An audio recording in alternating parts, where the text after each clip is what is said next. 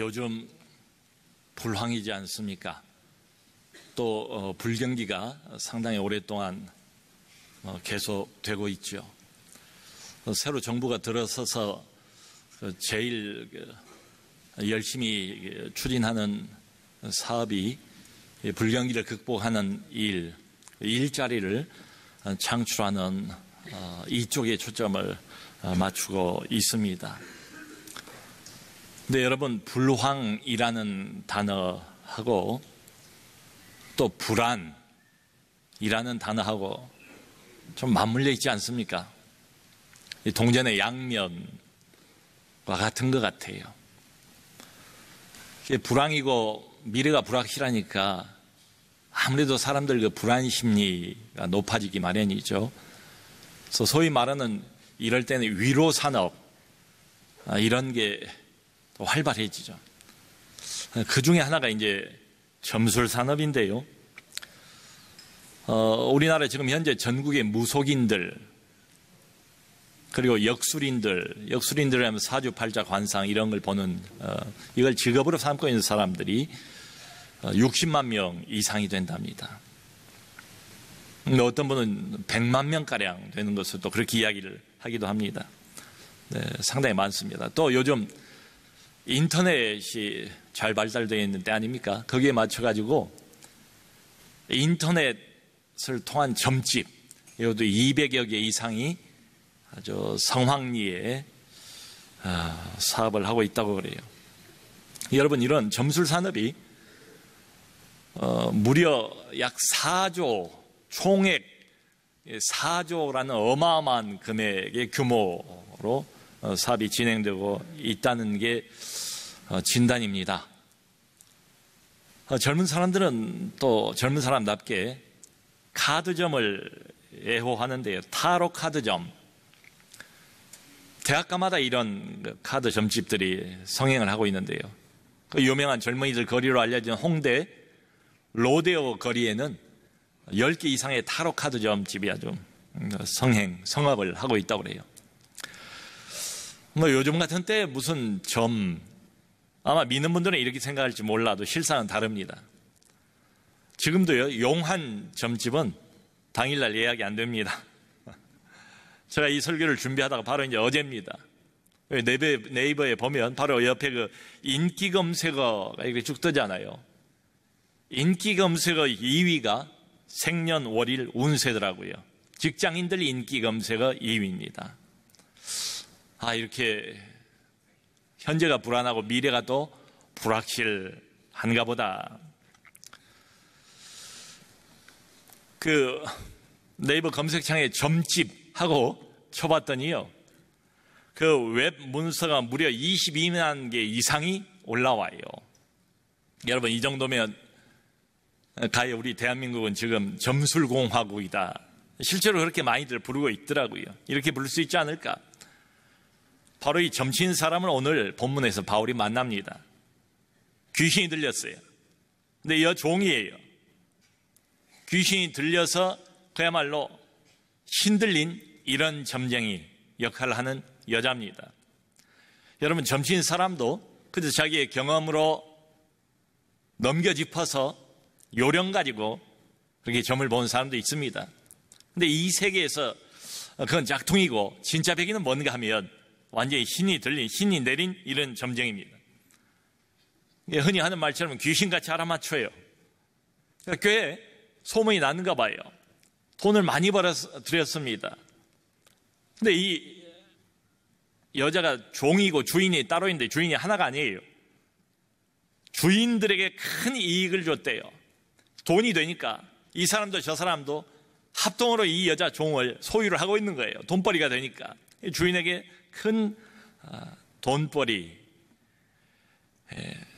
통로가 되는 이런 여자입니다. 자, 그래서 오늘 본문을 보면 좀 이상한 게 보여요. 의문을 갖게 됩니다. 왜냐하면 바울과 일행을 만났을 때 이 점치는 귀신 들린 여종이 뭐라고 소리를 지르는가 하면 17절에 이 사람들은 지극히 높은 하나님의 종으로서 구원의 길을 너희에게 전한 자라. 여러분, 귀신 들린 사람의 입에서 이런 이야기가 나올 수 있겠습니까? 일반적으로 바울을 소개를 하는 거예요. 주변의 많은 사람들에게.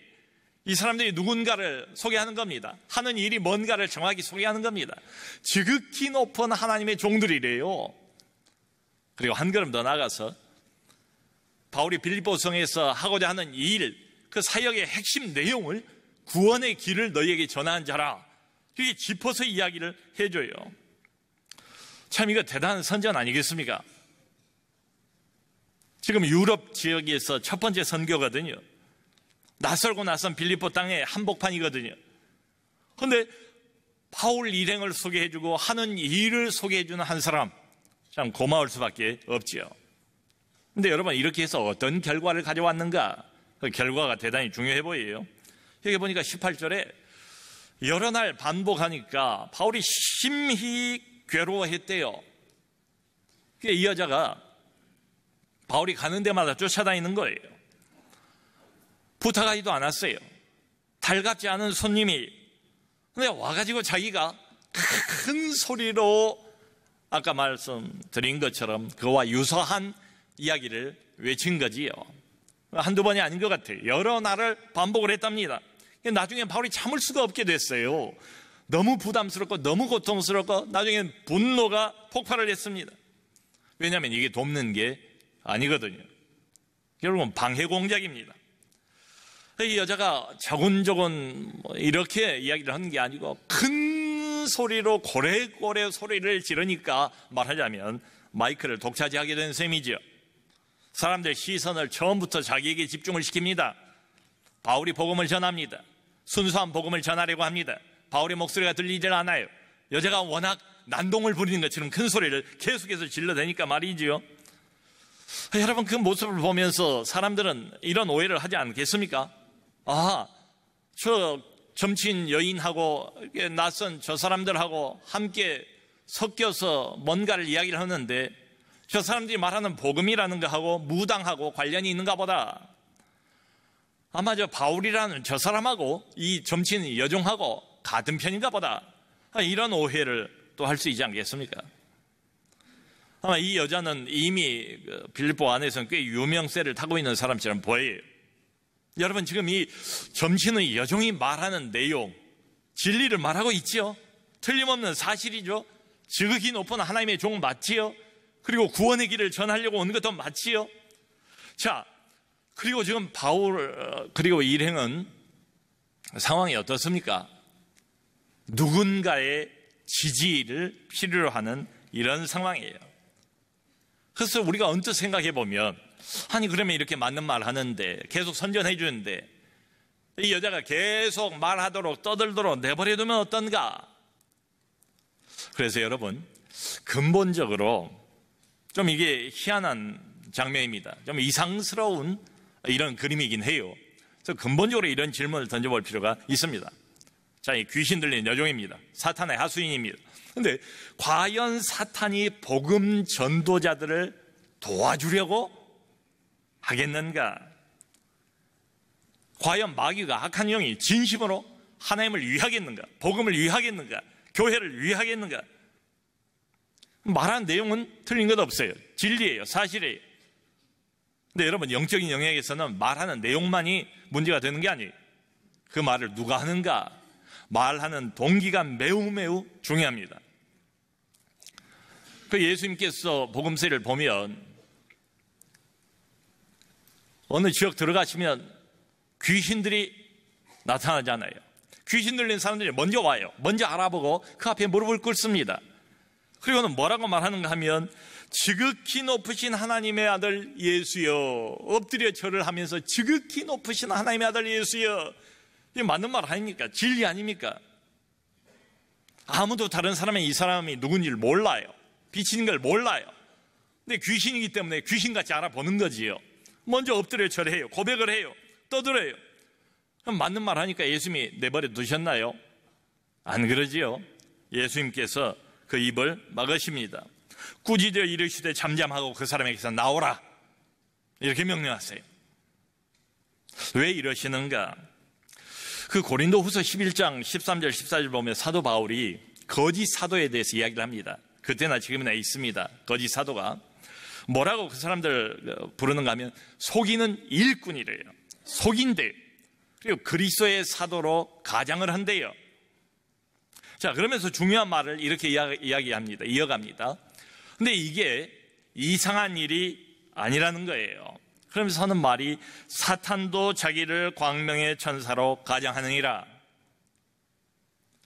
여러분, 사탄, 거짓 사도, 거짓 영, 악한 영, 어둠의 영, 예나 지금이나 이 사탄의 주특기가 있다는 거예요. 그건 뭔가 하면 속이는 겁니다. 변장술, 이게 사단의 특징이고 주특기입니다. 그러니까 오늘날로 사단이 뿔 달고 나타나지 않는다는 거예요. 여러분, 사단을 아주 하수로 보면 곤란합니다. 어떻게 해야 먹혀들지 잘 알아요. 어떻게 접근하는 게 가장 효과적인지 사단이 먼저 알아요. 영리한자입니다. 사단도 자기를 광명의 천사로 빛의 사자인 것처럼 그렇게 가장을 한대요. 변장술의 천재가 바로 사탄이에요. 자, 여러분, 만일에 이 여자가 계속 바울의 복음 전도단에 따라다니도록 허용을 한다면 무슨 일이 발생할까요? 마귀가 하나님의 복음 전도에 가담한 것을 허용해버린다면 장차 무슨 일이 발생하게 될까요? 처음에는 교회를 위하는 척 하겠죠. 결국 머지않아 교회를 완전히 파괴시키려고 애를 쓰지 않겠습니까? 당시 이 지역에서 구원이라는 주제는 낯선 주제가 아닙니다.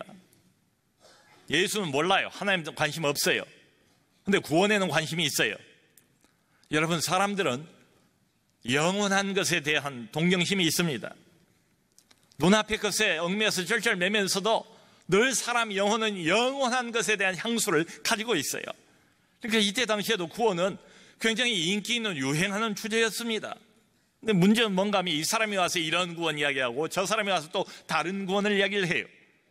바울과 그 일행이 와가지고 또 구원 이야기를 하니까 아하, 저건 또 새로운 이론인가 보다 귀를 기울일 수가 있겠지요. 근데 결정적인 문제는 뭔가 하면 바울이 전하는 이 구원은 전혀 다른 종류의 구원이죠. 유일무이한 구원이죠. 그저 돌아다니는 많은 구원의 이론 중에 하나가 아니지요. 전능하신 하나님께서 우리 인간에게 내어주신 유일한 구원, 바로 복음이 그것 아니겠습니까? 유일한 구원의 길. 그런데 귀신 들린 여종이 앞장서 가지고 계속 선전을 하게 되면 사람들이 그렇게 생각하겠죠. 아하, 저 사람들이 지금 전하는 복음이라는 거 하고 이 여자가 하고 있는 점술이라는 거 하고 매우 깊은 관계가 있는가 보다. 이 사람들이 말하는 하나님이나 저 여자를 부리고 있는 악한 영이나 거기서 거인가 보다, 비슷한 존재인가 보다, 혼란을 초래하지 않겠습니까? 여러분, 하나님과 사단, 성령과 악령 구별이 잘 안 가요. 이 시대는 이것저것 마구 뒤집어 섞어 놨어요. 비빔밥처럼 만들어 놨어요. 요즘 음식도 퓨전이 유행하지 않습니까? 그런 것처럼 이걸 종교 혼합주의라고 그렇게 부릅니다. 다원주의라고 그렇게 부릅니다. 기독교, 성경, 오직 예수, 오직 하나님, 오직 하나밖에 없는 구원, 그렇게 폐쇄적으로 살지 말자, 독선적으로 주장하지 말자, 너무 배타적인 주장이다. 이 시대는 그야말로 모든 걸 다 열어놓고 받아들인 다원주의 시대다 주장을 합니다. 언뜻 보면 같은 신앙처럼 보여요. 하나님 이야기하고 성경 이야기하니까. 실제는 전혀 다릅니다. 그 잘 알려진 선교신학자 이동주 박사는 이렇게 이야기를 해요. 이 종교 혼합주의에서는 하나님이 뭐냐? 세계에서 제일 높은 에베레스트 산과 같다. 세상 종교들은 뭐냐? 에베레스트 산으로 올라가는 등산로와 같다. 등산로는 여러 가지가 있다. 북쪽, 남쪽, 동쪽, 서쪽 어디서든지 올라갈 수 있다. 결국은 다 똑같은 하나님을 섬기는 것이다. 그리스도의 삶, 그리스도의 죽음, 그거 인정한다. 하지만 그것은 비유일 뿐이지 사실은 아니다. 팩트는 아니다. 역사는 아니다. 실제는 아니다. 여러분, 성경을 보면 하나님은 인격적인 하나님 아니십니까? 우리처럼 생각도 하시고요, 우리처럼 느끼기도 하시고, 화도 내고 기쁨도 느끼시고, 우리처럼 결심도 하시잖아요. 의지를 가지고. 이 성경의 하나님, 근데 이 하나님에게서 인격성을 빼버리자는 겁니다. 그렇게 좁히지 말자는 거예요. 넓히자는 거예요. 시대에 맞게. 그래서 좀 넓히자. 하나님을 인격을 가지고 있는 특별한 분으로 소개하지 말고. 근데 이분이 실제하는 거 맞지 않습니까? 궁극적인 실제 아닙니까? 그러니까 그저 하나님을 실제하는 것, 뭐라고 부르는 the real, 실제, 인격이 없어요. the real. 하나님은 참되신 분 아닙니까? 인정하자는 거예요. 근데 인격을 빼자는 거예요. 넓히자는 거예요. 참된 것, the true. 이게 하나님의 이름이라는 거예요. the real, the true. 성령이 뭔가? 종교혼합주의에서는 이제 극단적으로 성령은 기다, 기. 우리가 기운이 없다, 기가 빠졌다, 기가 막히다 할 때 잘 알고 있는 기가 잘 소통이 돼야 건강한데, 그 기가 바로 성령이다. 한마디로 생명의 호흡, 우리의 생활 에너지, 이게 바로 성령이다. 한 걸음 더 나가서 심하게 이렇게도 주장을 해요. 불교에서 그 관세음보살은 전쟁신이다. 그건 남성신인데, 그에 비해서 성령은 자비와 지혜를 가지고 있는 동양의 여성신이다. 우리가 도저히 받아들일 수가 없지요. 여러분, 그런데 이게 우리가 지금 살고 있는 2017년도 정신적인 사조가 뭡니까? 이 시대를 이끌어가는 정신적인 분위기를 흔히 포스트 모던 이렇게 부르지 않습니까? 탈현대, 포스트 모던, 그 특징이 뭔가 하면 상대주의. 절대적인 건 없어요. 절대적인 하나님은 없어요. 절대적인 진리 없어요. 다 해석 나름이에요. 보기 나름이에요. 상대적일 뿐이에요. 상대주의, 불확정성, 비결정성이에요. 확정적인 건 아무것도 없어요. 이것만 진리라고 말할 수 있는, 결정할 수 있는, 미리 확정할 수 있는 건 없다는 게 이 시대의 정신적인 기본 풍토입니다. 주관성이에요. 여러분, 그래서 이런 포스트 모던의 정신이 의식을 하든 의식을 못하든 아주 우리 옆에 가까이 들어와 있습니다. 모든 학문에 다 들어와 있고요. 영화, 드라마, 음악, 연극, 모든 문화에 다 들어와 있고요. 심지어는 신학도 거기서 예외가 아닙니다. 그 영향을 우리가 계속 받아요. 자, 이런 정신들이 만들어낸 복음을 흔히 혼합복음 이렇게 부릅니다. 혼합되어 있어요. 그러니까 하나님과 우상이 혼합이 되어 있어요. 복음과 세상 철학이 혼합이 되어 있어요. 뭐가 뭔지 잘 몰라요. 구별이 안 가요. 마귀의 의도는 뭔가 분명해 보이지요. 복음의 본질과 순수성을 교묘하게 왜곡을 해서 머지않아 엉뚱한 이단 교리로 완전히 전락을 시켜버리는 거죠. 자, 이러다 보니까 온갖 혼란 발생하게 되는 거죠. 근데 여러분, 성경을 보면 어떻습니까? 시종일관 하나님께서는 뭔가를 싫어하세요. 극도로 싫어하시는 게 있어요. 하나님의 극혐, 우리말로 하면 하나님이 가장 싫어하는 게 뭔가 하면 자신과 우상을 섞어놓는 걸 싫어하세요. 이걸 극도로 싫어하세요. 어떤 우상과 자신을 비교하는 것조차도 허용하지를 않으시잖아요. 그 올해 아주 재미있는 책 하나가 나왔는데요. 제목이 무당 엄마 목사 아들입니다.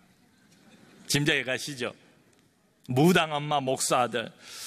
미국에서 목회를 하고 있는 주명식 목사님 자기의 간증입니다. 자기가 군에 있을 때 신학교 가기로 결심을 했대요. 목사 소원을 했대요. 근데 자기가 군에 있을 때 어머니는 무당이 된 거예요. 철마산에서 19신들이 임했어요. 뭐 별별 신들이 많더라고요. 보니까 광개토대왕 신도 있어요. 그 중에 19신이 한꺼번에 들어온 거예요.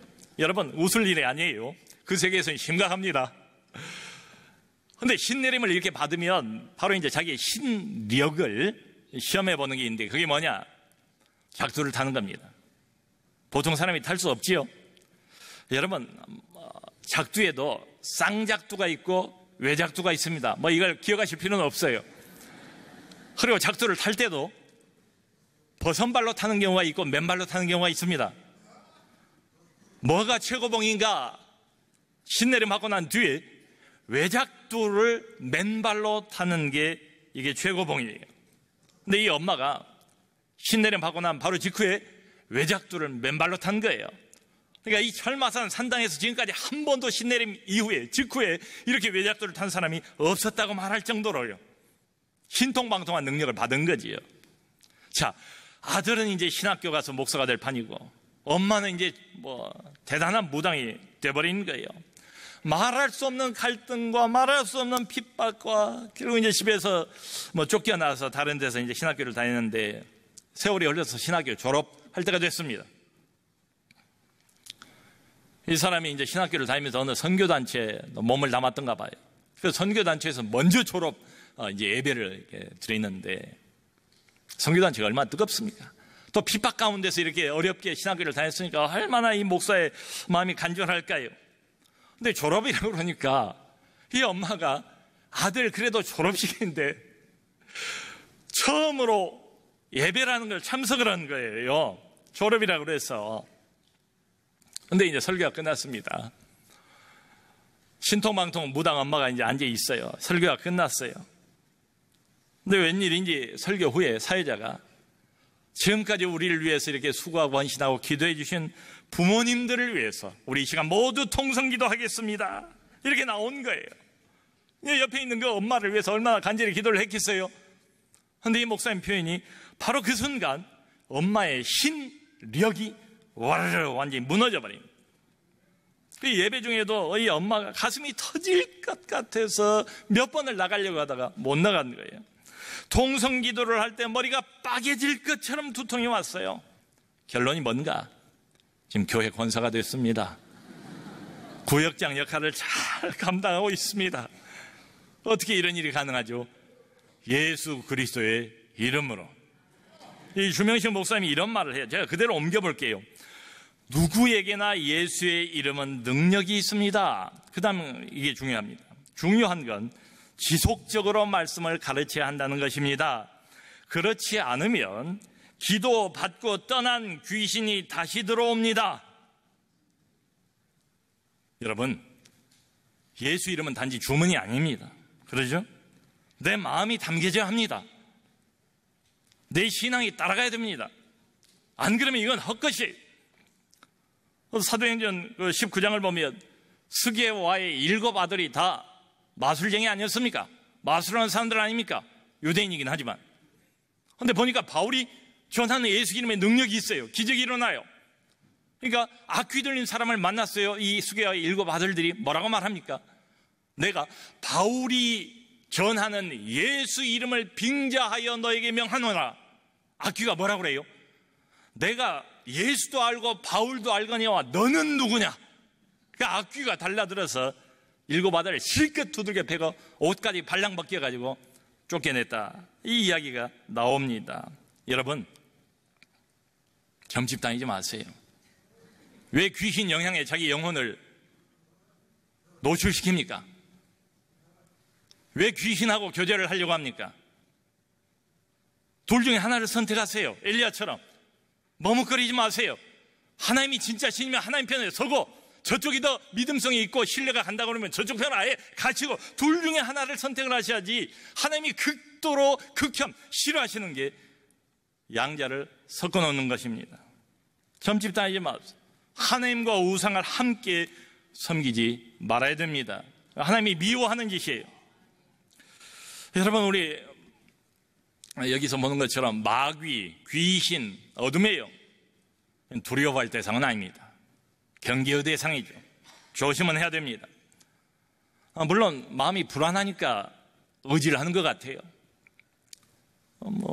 경제가 어렵고 미래가 불확실하고 마음이 불안하니까 자꾸 손을 벌리는 거지요. 점집도 가는 거지요. 그럼 믿는 사람도 이렇게 낙심하고 있고 하는 일이 잘 안 되면 그때를 노리고 또 마귀가 와서 속삭여요. 봐, 하나님이 어디 있어? 너는 혼자야. 하나님이 있다고 해도 너 같은 건 도와주지 않을 거야. 이런 거 등등 말해요. 다 거짓말이에요. 마귀의 주특기, 거짓말. 여러분, 그러므로 이 문제에 대해서 우리가 반드시 알아야 될 것은 두 가지인데요. 요한일서 5장 18절 19절에서 사도 요한이 이렇게 말합니다. 첫 번째 알 것은 뭔가 하면, 너희가 알 것은 온 세상은 악한 자 안에 처한 것이며. 여러분, 지금 온 세상, 우리가 살아가고 있는 온 세계는 어둠의 영이 가득합니다. 세상 임금이 지금도 여전히 활발하게 활동을 벌이고 있다고요. 온 세상은 악한 자 안에 처한 것이며. 한 가지 반드시 우리 신자는 더 알아야 될 게 있대요. 또 하나 알아야 될 건 이겁니다. 이게 더 중요해요. 하나님께로부터 나신 자가 그를 지키심에 악한 자가 그를 만지지도 못하느니라. 아멘. 우리는 어떤 존재인가? 하나님께로부터 나신 자 예수 그리스도, 하나님의 아들, 지극히 높으신 영광의 왕, 그분, 그 하나님의 아들께서 우리를 지킨대요. 믿는 자를 지킨대요. 하나님의 백성을 지킨대요. 하나님의 자녀를 품고 있대요. 지키고 있대요. 그래서 안전하대요. 악한 자가 그를 만지지도 못하니라. 아멘. 여러분, 여기 이게 바로 우리의 실상입니다. 우리의 상태입니다. 사랑하는 성도 여러분, 원튼 원치 않던 영적 싸움은 항상 벌어지고 있습니다. 내 안에서 내 밖에서 끊임없이요. 이 영적 싸움, 영적 전투 이기는 비결 딱 한 가지밖에 없습니다. 여기 본문에 나와 있습니다. 바울이 바로 보여주고 있는 것과 똑같습니다. 예수 그리스도의 이름을 붙드는 것입니다. 그리고 그걸로 충분합니다. 거기 뭐 덧붙일 것 없습니다. 성도 여러분, 우리를 살리신 분도 예수입니다. 우리를 현재 지키시는 분도 예수입니다. 그러므로 오직 예수입니다. 이 오직 예수의 피 묻은 복음을 전하는 우리 모두가 될 수 있기를 주님의 이름으로 축원합니다.